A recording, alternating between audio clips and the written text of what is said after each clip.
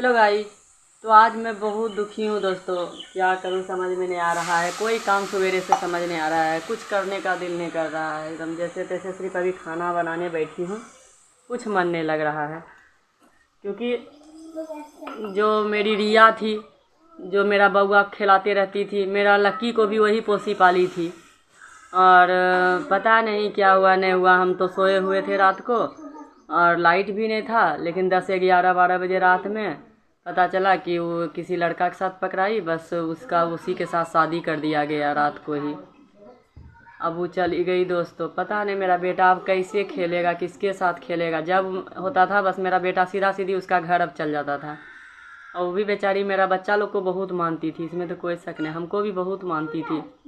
हम जानते हैं कि उसका शादी भी हो गया तो यही सोच रही होगी कि मोनी दी को पता चला होगा तो मोनी दी कितना दुखी हो रही होगी।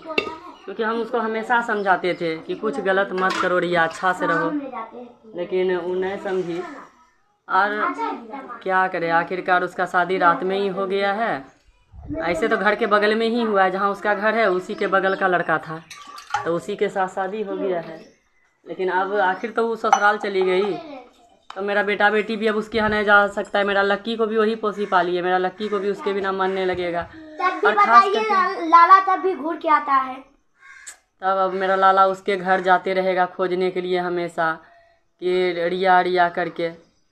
उसके घर के बगल में ही है, 2-4 दिन बाद उसका घर दिखा दूंगी, बस मेरा लाला उसका ससुराल भी चल जाएगा। और क्या, चलो कुछ दिन में रिया को कपड़ा भी दे देगी दीदी।